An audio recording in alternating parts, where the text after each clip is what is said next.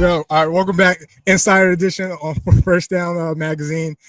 This is a community filled with a couple people that got a little inside scoop on the ELF, but we're back. We're diving into things, and me with Athletes Forum, Danny with Fourth Down Fiasco. We're here, and we're here to talk about some ball and some stuff that's going on. But first, Danny, how's it going, my friend? Oh, it's going great. Thanks for having me. I'm just eager to start this season. Yeah, definitely me too. And we had a hell of a week last week with a couple of signings, couple transactions that surprised a lot of people. So let's dive right into it. And one of the things that we want to do is that although it's not finished, let's at least have a discussion about what this quarterback class looks like, could be potential, and everything that's happened thus far. So, with that, I asked you, what are your initial thoughts on the quarterback class we have thus far? Even though this is only my second year covering the ELF, this has to be the deepest ELF class in history. Because, you got like Sullivan. They just signed Dooman. You got Ben Holmes. You still got Hennessy back. You got Clark back. You got – list goes on.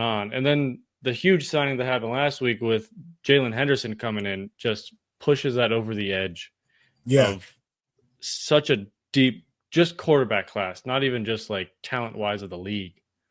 Yeah, and I think when you think about this quarterback class compared to others that we've seen over the past couple of years in season 5, I wrote this down. We're getting 8 ELF vets, so guys that have played in the ELF before, whether it was last year or whatever. We're getting, a couple seasons back, we're getting 8 ELF vets. We still have 3 unknowns, and obviously that's Hamburg, that's the Raiders, and that's Cologne in regards to what they're doing about their quarterback position. 1 GFL superstar, all right? And people are going to say this is an exaggeration. Well, 91 touchdowns in one season is not an exaggeration. And, the year before that, it was like 50 or 60 something. So needless to say, a combination of 150-some touchdowns is coming into the ELF this year. And then we got, as of right now, we got 4 rookies. I know you pointed out Dooman. We got, Sinet. We got DeMarcus Irons over in Russell, and we got Russell Tabor. So definitely going to be a interesting class. And, with that being said, I want to dive right into Jadrian Clark and his effect on this quarterback class. Like, a lot of people aren't really giving him his due diligence because he played with the Fire, the talent around him. But people forget before the ELF, he played a lot of good ball before. Played for the Vikings, played for the Schwaber Unicorns. The guy's been to the ELF championship 3 times, won it twice, right? So people need to give him his due diligence. But I ask saying this is that will Jadrian be dethroned this season? And when I say that, before you answer, I'm not saying he has to win the championship, but are we going to have someone kick Jadrian off the pedestal of being the top quarterback in the ELF? It's hard with his history. It's like you said, he's been to 3 of the 4 championship games. Like, no other quarterback can say that. Like, he didn't win MVP last year because his running back did. The running back put up 30 touchdowns. It's like he still has an MVP in his pocket. He has 2 championship games. Like, even if a quarterback like Ben Holmes has a better year than him this year, I don't think Holmes takes that number 1 spot from Clark of ELF best quarterback in history. Maybe this year, but I don't think anyone could dethrone him this year unless like Henderson comes in and does exactly what he did last year and drops almost 100 touchdowns. Let me ask you this. Do we think Henderson is the closest? I don't know much about Henderson. I know there's a little gap between the GFL and the ELF, but if I had to pick other quarterbacks, I would pick my boy Ben Holmes or Riley Hennessy over Jalen, just because we haven't seen him in the ELF yet. Yeah, no, that's fair. And one thing with Jadrian is that, first of all, Nordic is building a hell of a team. Oh, yeah. And I'm not just saying like they're stockpiling like superstars. Like the homegrown depth that the Nordic team is going to have is going to be very impressive. Another thing people should keep an eye on, when you look at Coach John Shoup and what he did with Munich his first year, and now the coach of Nordic, don't expect Jadrian to go out and throw for 50 or 60 touchdowns because that's not his offense. He's more of a run, play action, really attack the middle field, take advantage of the big plays when those safeties bite up. So I told somebody this other day, I wouldn't expect Jadrian to have like 50 touchdowns and like 4,000 yards, but 20, 25 and maybe 3,200 is doable, right? Yeah. I think if anything, the coach Shoop is going to be more effective for Glenn in the running game, than it was last year. Obviously, with Weidinger's offense, that may be more pass happy, and we'll dive into his offense a little bit later. But even though JJ may have a decrease in numbers potentially this year, he's still going to be one of the top dogs in the ELF, and he's playing in a conference full of veterans. Right, he's playing against. We'll see what Hamburg does, but he's playing against the Jacob Sullivans, the Chad Jeffrey. So, he's gonna go up against the top talent that people are saying not that he can't be, but he may not have those numbers against. Yeah, and I mean, even last year with the Ryan Fire, they had injuries in their wide receiver room, and they had to rely on the run game. And Jadrian did what he did, and he just, when he needed to step up, he stepped up. We saw it in the championship game, we saw it in the playoffs. Like, if you need his number, he'll be there, and if you want to just hand it off to Tunga, let him have it. Yeah. People are waiting to see what Jadrian looks like in Nordic, and we'll see. Now, will he be dethroned? I don't know, but if I had to say one thing about this quarterback class is that the playing field is much more level.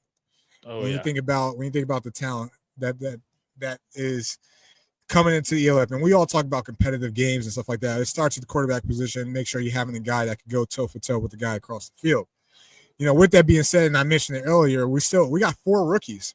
And what do I mean by rookies? Guys that are playing their first season in the European League football. We got 4 rookies: Russell Tabor, Reese Net, DeMarcus Irons, and I know and Dumaine, who just signed with the Throners. Oh, Dumaine and Henderson would be an ELF rookie. Yeah, Henderson technically an ELF rookie. I guess you could say that too. So we technically got 5. I'm not going to count Jalen in this conversation, but which ELF rookie are you excited or have your eyes on heading into the season? I've been excited ever since the Reed Sinet signing. With the team Madrid is building with their new head coach and stuff, and just the NFL experience he's had. Yeah, I've been curious on how he's going to perform. I would put him up in the MVP conversation. We'll talk about that later, but that's how high I have on him. That's how high I'm on him. So yeah, and he's going into a conference that is fairly balanced. Like I said, it's not like last year when we had like the West that was like extremely dominant. Like a lot of the conferences are balanced this year. Reese Net's a good one. I think one of the guys I'm interested in is DeMarcus Irons for the Russell Panthers. He's a little wild card. Yeah, he's a little bit of a wild card. I think having a Darryl Stewart Jr., having the receiver they just signed, I believe his name is Ott. I don't want to, or Otto. I don't want to mispronounce it. Yeah. And I know Brez is high. Matt Bresling's high on him, and a couple of the homegrowns that they have there, Jacob Mazan, and obviously the run game, with David Brzezowski. Who knows if they bring Botello Moreno back? Russell definitely could be interesting. I think Irons. I think they need to have somebody that they trust in. First of all, they haven't had a stable quarterback since Matty Ice, and he wasn't even their first initial signing. We found about Matty Ice a week before week 1. I'd probably say their first initial, stable quarterback, Lucas O'Connor, year 1.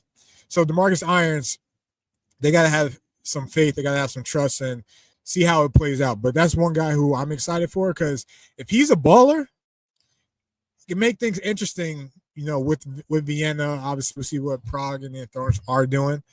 But that Eastern Conference could become a little bit more interesting if he could come in and ball too. Yeah, I think the Eastern Conference will be a little bit closer than last year. Yeah. Just the way they kind of have the schedule set up. But, I mean, we saw the Panthers offense at the end of the year last year when they were the last, 4 weeks, they were averaging almost 50 points a game. Yeah. They're also giving up 50 points a game. Yeah, with a receiver playing quarterback. The biggest thing, the biggest 2 things for the Panthers are stability at quarterback and defensive backs on defense. Yeah. 2 biggest things that's holding them back. right now, holding them back from taking that next step, from getting back into the playoffs. Last time they were in there was with Tony Tate and Matty Ice. But that's the biggest thing holding them back. And like Panthers fans, like if you're watching this, look at the trends. Year 1, you had a stable quarterback. Year 3, you had a stable quarterback. You made the playoffs both those years, right? Yeah. So the proof's in the pudding. So hopefully, again, they trust DeMarcus. Hopefully, he balls and shows that he can compete in this league. And I really like the Darryl Stewart Jr. signing. Yeah. I think, last time they had a person like that, no disrespect to Tony Tate, just a different type of receiver, even the Kevontae Turpin. But last time they had a person like that was Malik Stanley. And, you saw his impact. So we'll see. We'll see how it all pans out. But